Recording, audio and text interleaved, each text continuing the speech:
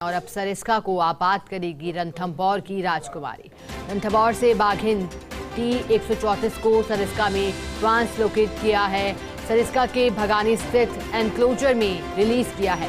सरिस्का के field director RN Meena और DCF Devendra जगावत और डॉक्टर DD मीणा भी इस दौरान मौजूद रहे। बाघिन T-93 की बेटी T-134 की उम्र करीब 3.25 वर्ष बताई जा रही है। कुछ दिन एनक्लोजर में रखने के बाद किया जाएगा खुले जंगल में रिलीज। अब सरिस्का में बाघों की कुल संख्या 28 हुई है। इसमें से 8 बाघ हैं जबकि 14 बाघिन हैं और 6 शावक शामिल हैं। ACF Shikhar Agrawal, PCCF HoFF doctor DN Pande और CWLW अरिंदम तोमर ने इस पर खुशी भी जताई है।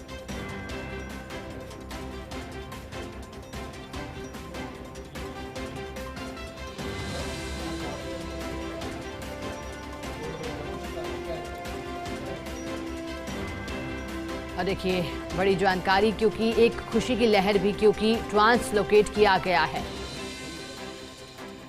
रणथंभौर की राजकुमारी को सरिस्का में ट्रांसलोकेट किया गया है। और इसी खबर पर अधिक जानकारी देने के लिए हमारे साथ ब्यूरो चीफ निर्मल तिवारी जुड़ गए हैं। निर्मल जी, देखिए खुशी की लहर ऐसे में पर्यटन से जुड़े लोगों के लिए भी हो जाती है और खासतौर पर वहां जो पर्यटक पहुंचेंगे। फिलहाल किस तरह की जानकारी, क्योंकि अब सरिस्का को आबाद करने पहुंची है राजकुमारी? देखिए शिखा, सरिस्का इतिहास रच रहा है और पहली बार ऐसा देखने को मिला है कि सरिस्का में बाघों की संख्या 28 पहुंच गई है, जो कि आज तक के इतिहास में कभी इतनी संख्या सरिस्का में नहीं थी। और निश्चित तौर पर इसके लिए वन मंत्री जिस तरह से हेमाराम चौधरी लगातार सरिस्का को लेकर मॉनिटरिंग करते रहे हैं, ACF शिखर अग्रवाल करते रहे, PCCF of doctor DN Pandey, उसके अलावा मैं अरिंदम तोमर का भी नाम लूंगा, जिन्होंने जो CWLW लगातार सरिस्का को आबाद करने को लेकर निश्चित तौर पर उनकी मंशा रही है। और सबसे बड़ा योगदान रहा है फील्ड डायरेक्टर RN मीणा का और वहां के जो DCF है देवेंद्र जगावत का।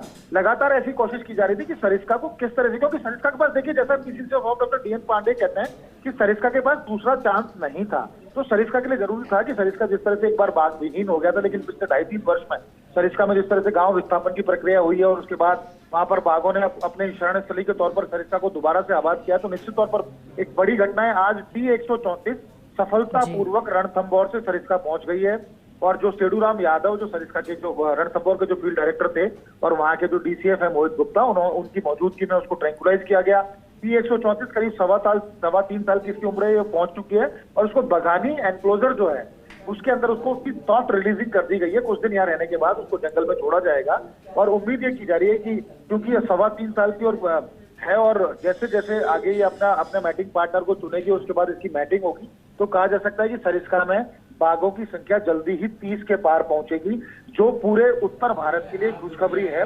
क्योंकि रणथंभौर तो देखिए जिस तरह से बाघों की फैक्ट्री नर्सरी बन चुका है, अब सरिस्का को आबाद करने की बहुत महती जिम्मेदारी, और निश्चित तौर पर जब सरिस्का आबाद होगा तो पूरे उत्तर भारत के लिए एक बड़ी खुशखबरी होगी। क्योंकि NCR का पार्ट है अलवर, और दिल्ली से या हरियाणा की तरफ से जो भी पर्यटक आते हैं निश्चित तौर पर सरिस्का पहुंचेंगे।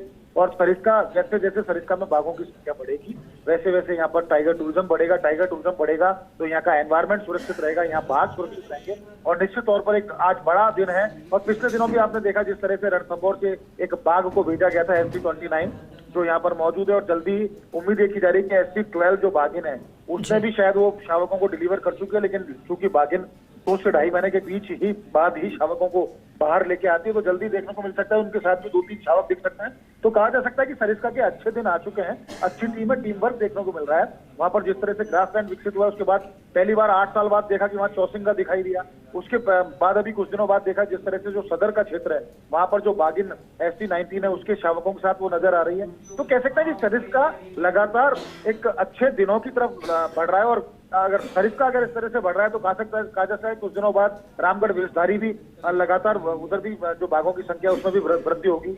मुकंदरा में भी बाघों की संख्या में वृद्धि होगी। और जल्दी जैसे ही धौलपुर करेलू को नए टाइगर रिजर्व के तौर पर अधिसूचित किया जाएगा, तो उसके बाद कह सकते हैं कि राजस्थान एक अच्छी दिशा में बढ़ रहा है। हम बाघ संरक्षण, हम वन्यजीव संरक्षण की दिशा में अच्छा काम कर रहे हैं। और निश्चित तौर पर जो इस समय टीम है फॉरेस्ट डिपार्टमेंट की शिखा, जिसमें मैं फिर नाम लेना चाहूंगा ACF शिखर अग्रवाल का, PCCF of doctor DN Pandey का, CWLW अरिंदम तोमर का, फील्ड डायरेक्टर जितने भी जो सेडूराम यादव की हम बात करें, या आरएन मीणा की बात करें, उधर शारदा प्रताप सिंह की बात करें, ये तमाम लोग अच्छा काम कर रहे हैं। तो कहा जा सकता है कि राजस्थान के एक अच्छे दिन आने वाले हैं। टाइगर टूरिज्म राजस्थान के अंदर प्रमोट हो रहा है, और प्रमोट हो रहा है तो यहाँ पर्यटकों की संख्या बढ़ रही है। तो कहा जा सकता है कि एक बड़ी घटना है, आज 134 वहां पर पहुंच चुकी है, और उम्मीद की जानी चाहिए, लेट्स द फिंगर क्रॉस, कि सब कुछ अच्छा रहे और जल्दी ही ये अपना मैटिंग पार्टनर चुनकर सरिस्का में जो बाघों की आबादी है उसको बढ़ाए। बिल्कुल निर्मल जी, बहुत शुक्रिया आपका मैसेज जुड़ने के लिए और बातचीत के लिए।